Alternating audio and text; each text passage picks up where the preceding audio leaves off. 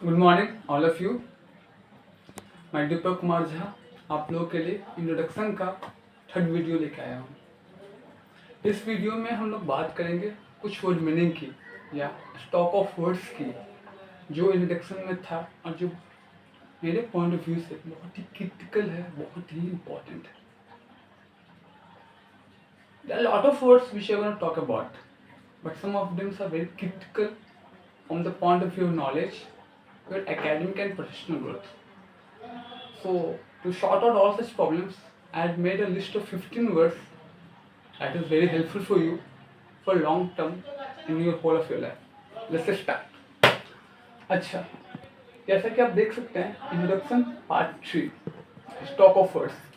अब यहाँ पे आप देख रहे हैं स्टॉक ऑफ वर्ड्स। ये स्टॉक क्या होता है? स्टॉक तुमने सामान को लेकर सुना था, मोबाइल का स्टॉक है, कपड़े का स्टॉक है, पेंसिल का स्टॉक है, बुक का स्टॉक। ये स्टॉक कहाँ से आ गया?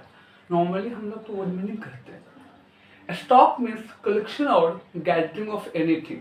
सपोज एक जगह पे अगर 5 पेन है तो पेन का स्टॉक हो गया, एक जगह पे 10 मोबाइल है तो मोबाइल का स्टॉक हो गया। इन दिस पेज या board I had written the 15 words, so that's a stock. इसीलिए मैं इसको बोला गया है stock of words. Stock of words means group of words, जहाँ पे एक पेज में one pager there are multiple words are exist. Suppose आप एक पेज में 5 वर्ड लिखते हैं तो वो हो जाएगा stock of words. Okay, first word है ग्रीट। ग्रीट का अर्थ है अभिनंदन करना। जैसे ग्रीट का एग्जाम्पल है गुड मॉर्निंग, ये ग्रीट है। गुड आफ्टरनून ग्रीट है, गुड इवनिंग ग्रीट है। ओके, किसी को फर्स्ट डिवीजन आया कंग्रेचुलेशन, किसी ने प्रमोशन पाया कंग्रेचुलेशन। कांग्रेस, आजकल तो कोंगो चलता है, कोंगो। तो ये सभी जो है ग्रीट है। इसको ग्रीटिंग कर सकते हो, ग्रीटिंग कर सकते हो, या आप इसको ग्रीट कर सकते हैं जो आप कंफर्टेबल है। In a modern time, we use a short form first, so it's better to say greet rather than greeting. Exactly, it had been started from greeting. Now it is popular with greet. Next is panel. Panel का अर्थ था a committee one who will जज you. जैसे आप dance India dance form में देखते हो, नेहा कक्कड़ जी रहती हैं, हमीश रेशमिया रहते हैं, शेखर आनंद रहते हैं, जो जज करते हैं। That's the panel. आपको जैसे क्रिकेट मैच चल रहा है, 138 करोड़ पॉपुलेशन पूरा टीम को जज करती है। रोहित शर्मा ने अच्छा खेला, कोहली ने अच्छा खेला, भुवनेश्वर को अच्छा विकेट लिया। हम लोग कौन होंगे? पैनल हो गए, जो उनको परफॉर्मेंस पर उनको ओपिनियन को रेज करते हैं, ओपिनियन को पुटअप करते हैं। पैनल मतलब अ कमिटी। इस कमेटी में मिनिमम 2 मेंबर होना चाहिए, मैक्सिमम अनलिमिटेड, जो आपको जज करेगा आपका काम अच्छा था, बुरा था, क्या सही किया, क्या गलत किया। That's called a panel.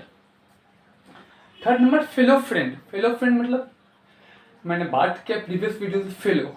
Fellow का अर्थ फेलो, अच्छा हम लोग यहाँ पर लिखा गया फेलो फ्रेंड। तो आप किसी फ्रेंड को फेलो कर सकते हैं। एग्जाम्पल के लिए मेरे दोस्त का नाम अजय है तो मैं कर सकता हूँ यू आर फेलो, आप मेरे फ्रेंड है। नॉर्मली हम बोलते हैं अजय मेरा फ्रेंड, आप वहाँ पे बोलिए अजय इज माई फेलो। ठीक है, एग्जाम्पल के अर्चना की फ्रेंड संजना है तो अर्चना कर सकती है ये मेरी फ्रेंड है संजना, तो ऐसे भी कर सकते हैं संजना इज फेलो। तो या आप कुछ और अलग तरीके से बोलेंगे तो हम कह सकते हैं फेलो फ्रेंड। तो वो दोस्त जो आपके एज का हो, आपके एज अगर 20 साल हो तो 21, 22, 23, अगर आप ग्रेजुएशन पढ़ती हो तो ग्रेजुएशन में या 12th में तो 3 साल छोटा बड़ा, या आपके एज के या क्वालिफिकेशन अनुसार 2-3 साल आगे पीछे, उसको कहते हैं फेलो फ्रेंड। इसी में एक टर्म जाता है फेलो कलीग। जैसे मान लीजिए फेलो कलीग का अर्थ था वो ऐसे लोग जो आपके साथ में काम करते हैं। एग्जाम्पल के लिए कंपनी है, उसमें चेयरमैन भी है, बोर्ड ऑफ डायरेक्टर भी है, प्यून भी है। तो बोर्ड ऑफ डायरेक्टर का जो फेलो कलीग प्यून नहीं होगा, प्यून का fellow colleague board of director नहीं होगा, क्योंकि उनके डिजिग्नेशन में बहुत बड़ा अंतर है। प्यून का फेलो कलीग कौन होगा? ड्राइवर, जो उनकी स्तर का आदमी है। बोर्ड ऑफ डायरेक्टर का फेलो कलीग होगा जो उनके लेवल का है, जो डायरेक्टर हैं, जैसे द चेयरमैन आर देयर या top CEO, MDs, they are the fellow colleagues. मैं अकाउंटेंट हूँ, एज अ हेड अकाउंटेंट, मेरे फेलो कलीग कौन होंगे? असिस्टेंट अकाउंटेंट या HR या टेक्निकल एडवाइजर्स के मेंबर्स, वे लोग they are the my fellow colleague. मतलब फेलो कलीग का अर्थ है वे लोग जो आपके सेम डिजिग्नेशन होल्ड करते हैं, थोड़ा आगे या पीछे। अकाउंटेंट है तो वो किसी टीम का HR हुआ या CEO हुआ। ऐसा नहीं कि मेरा फेलो कलीग एक वॉचमैन हो जाएगा, एक प्यून हो जाएगा। जो अपने मतलब फेलो कलीग का अर्थ ना ऐसे लोग जो आपके स्तर का हो, शुद्ध हिंदी में। कहते हैं फेलो कलीग। गोल्डन अपॉर्चुनिटी, बहुत बड़ा मौका, जैसे किसी को अच्छा जॉब मिल गया, वहां से कैरियर चेंज हो सकता है, गोल्डन अपॉर्चुनिटी। आप इंग्लिश सीखने के लिए स्ट्रगल कर रहे हैं, आपको लगता है फ्री विजडम एक अच्छा स्पेस, वहां सब सीख सकते हैं, that's called golden opportunity. Example, किसी का गवर्नमेंट जॉब लग गया, वहां से उसकी लाइफ पूरी चेंज हो सकती है, गोल्डन अपॉर्चुनिटी। एग्जाम्पल के लिए और किसी का 90% मार्क्स आया, उसको ये आउट ऑफ अब्रॉड जाने का मौका मिल गया हायर स्टडीज के लिए, वो भी गोल्डन अपॉर्चुनिटी। ऐसा अपॉर्चुनिटी जिससे उसके आगे कैरियर अच्छा होगा, उसको एक कुछ अच्छा अपॉर्चुनिटी मिला, कुछ अच्छा करने का मौका मिला, कुछ अच्छा जानने का मौका मिला, अच्छा कुछ सीखने का मौका मिला, अच्छा कमाने का मौका मिला, या अच्छे एक्सपीरियंसेस का मौका मिला, उसे कहते हैं गोल्डन अपॉर्चुनिटी। आप किसी कंपनी में गए इंटर्नशिप के लिए, वहाँ पे let's example payment is a very minimal, but you have a window of opportunity to learn lot of things, so you can say it's a golden opportunity in terms of knowledge, in terms of professional growth, in terms of academic skills. It's not only about benefit, it's not only about material benefit, sometimes it's more than material benefit. It would be psychological, it would be emotional, it would relate to anything, because benefit and opportunity meaning is different from different perspective. Someone take as a monetary segment, someone take non-monetary segment, someone take in a different way. So it depends to person how you take it the words. Next word is myself. हम लोग बोलते हैं my name is Deepak Kumar Jha. नहीं भैया, ऐसा आपको नहीं use करना है दीदी। myself Deepak Jha, myself Ankit Yadav, myself Ruby Mahto, myself Rita Mahto, myself Manisha Kumar Sahu, myself Vishal Kumar Thakur. तो बोलने का जो तरीका है Kaushal Kumar, myself Kaushal Kumar Thakur, Vikas Yadav, that's in multiple way. तो कुछ इस तरीके से आपको प्रेजेंटेशन दीजिए, इट्स मेक सम डिफरेंट, आपको कुछ अलग करना है, तभी लोग आपको कंसीडर करेंगे, तभी आपको नोटिस करेंगे। वही सेम वर्ड्स बोलेगा, दे विल नॉट पे notice, because same word same sentence repeating by maximum people. तो आप में और रेस्ट में क्या डिफरेंस होगा, because winner do something different always. Business holder, मैंने लास्ट वीडियो में बताया था, बिजनेस होल्डर मतलब जो आदमी बिजनेस करते हैं, बिजनेस होल्डर करते हैं। सर्विस होल्डर, वे लोग जो सर्विस करते हैं सर्विस होल्डर करते हैं। Next word home maker. अच्छा, हम लोग बोलते हैं आपकी मम्मी क्या हाउस वाइफ मत बोलिए, होम मेकर। मम्मी को होम मेकर इसलिए कहा जाता है कि मम्मी जो कि कॉमन पॉइंट होती है बच्चों के लिए, उनको जन्म देना, उनका पालन पोषण करना, उनको पढ़ाई के लिए मोटिवेट करना, हस्बैंड को मोटिवेट करना, उनको साइकोलॉजिकली इमोशनल हर एक में सपोर्ट करना, फैमिली को उनको ऑफर करना। तो वो एक जो लेडी होती है, चाहे हमारे घर की माँ बहन हो या स्पेशली मदर हो या किसी भी घर की, अपना कैरियर को छोड़ के, अपना एजुकेशन हो, जो सब कुछ छोड़ के, हम अपने हस्बैंड को चाहती है उस लाइफ में बेटर करे, बच्चे को चाहती है बेटर करे, लेकिन उनको क्या मिलता है? आज किसी मतलब आंटी का बच्चा या किसी बच्चा को पढ़ लिख लेता तो वो अपना अच्छा जीवन जिएगा, अच्छा जॉब मिलेगा, अच्छा अर्निंग करेगा। कोई हस्बैंड कमा रहा है तो वो कमाता है, लेकिन उन लेडी को तो कुछ नहीं मिलता है। इसीलिए मॉम को होम मेकर इसलिए कहा गया कि वो खुद के सेक्रीफाइस को, खुद के कैरियर को, खुद के इंटरेस्ट को पीछे लाके अपने बच्चे, अपने फैमिली मेंबर्स को आगे प्रमोट करती है, उनकी कैरियर को मेक करती है, बनाती है। मेक मतलब बनाना, मेक का मतलब बनाना। तो इसीलिए माँ को, हाउस वाइफ्स को होम मेकर का उपाधि दिया गया। बेसिकली कह सकते हैं शॉर्ट टर्म्स फीमेल्स लोग को, जो माता बहनें हैं, उन्हें होम मेकर का उपाधि दिया गया। They are be title as designated as a home maker because their role and contribution unparalleled, unmatchable, it can not be defined in a single sentence or the virtue of some line or paragraph, unable to define the same. Next word है pursuing. आप तो कोई पूछता है, आपके time पढ़ते हैं हम लोग, आप बोलते हैं firstly I am reading class 8, पुराना हो गया, थोड़ा सा और स्टैंडर्ड में आते हैं। आई एम स्टडीइंग क्लास 8, ये पुराना हो गया। अब बोले आई एम परस्यूइंग क्लास 8। ठीक, ये तो मैंने लास्ट वीडियो में बताया था कि परस्यूइंग का अर्थ है रीडिंग, लेकिन परस्यूइंग के 2-3 मीनिंग और होते हैं। जैसे चेस करना, टू चेस डाउन समथिंग। जैसे आपको आईएएस बनना है, you are pursuing for IAS.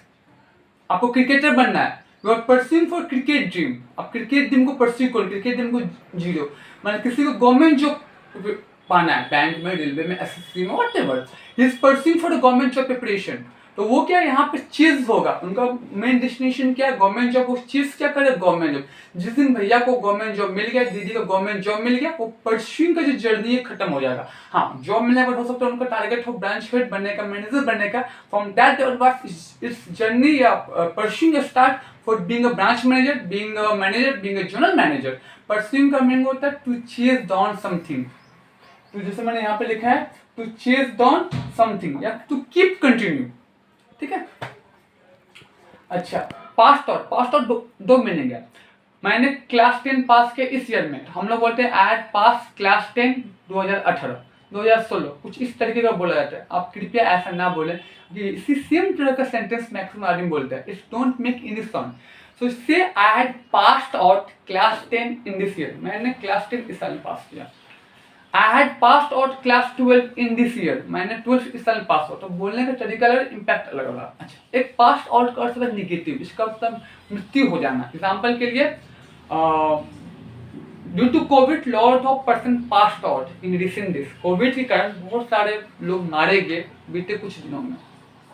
Due to lacking of oxygen supply lot of people died, due to lack of oxygen supply lot of people died और passed out, oxygen की कमी के कारण बहुत सारे लोग मारे गए। कुछ इस तरीके से भी बोला जा सकता है पास्ट आउट का मतलब। पास्ट आउट यूज होता है वे लोग जो मर चुके, वे लोग जो हमारे बीच में नहीं है, उनके लिए पास्ट आउट यूज होता है।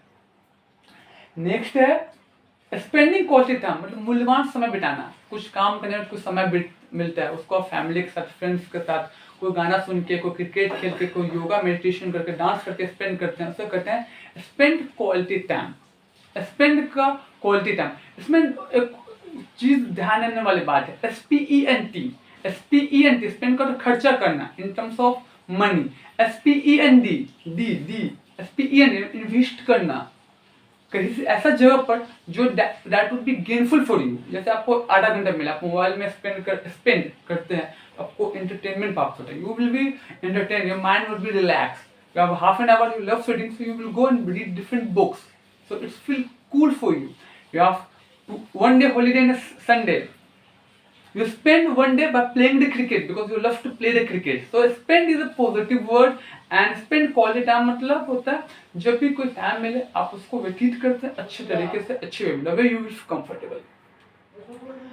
From bottom of my heart, दिल की गहराई से, from bottom of my heart, मैं आपको शुक्रिया करता हूँ आपके हेल्प के लिए, तहे दिल से आपको शुक्रिया करता हूँ आपके हेल्प के लिए।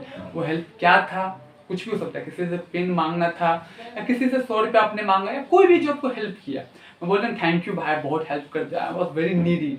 वहाँ पे आप ऐसे यूज कर सकते हो फ्रॉम बॉटम ऑफ माई, दिल की गहराई से, मतलब it shows that how much grateful you are, it shows that how much oblige you are. देखो वर्ड्स हल्का फुल्का वर्ड्स में चेंज कीजिएगा, it would be better for yourself as well as next person. So it's allowed to make the relationship, it gives the positive outlook about you and about the next person.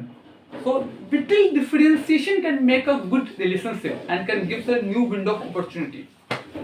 From bottom of my heart, दिल की गहराई से। Next word हो गया आपका पैशनफुल and active listening, किसी चीज को धैर्यता से सुनना समझना। एग्जाम्पल के लिए आप क्लास में देखते होंगे तो सर पढ़ाते हैं, कुछ बच्चे बहुत ही सीरियसनेस के साथ में सर की बातों को सुनते हैं, एक वर्ड पे पॉइंट पे, वो क्या हो गया पैशनफुल एंड एक्टिव लिसनिंग। एग्जाम्पल के लिए जब भी मोदी जी कहते हैं आज हम 8 बजे एड्रेस करेंगे हमारे नेशन को, सब अपने 8 बजे टीवी खोल के आ जाते हैं। मोदी जी फिर क्या नोटबंदी GST लाएंगे, कुछ क्या नया कुछ करने वाले, फिर क्या लॉकडाउन होगा, स्ट्रेट थॉट के साथ। वहाँ पे क्या होता है पूरा धैर्यता के साथ, पूरा एक्टिव भी रहते हैं और पूरा लिसनिंग की बोलना क्या चाह रहे हैं, किस बात को वो एड्रेस करना चाहते हैं।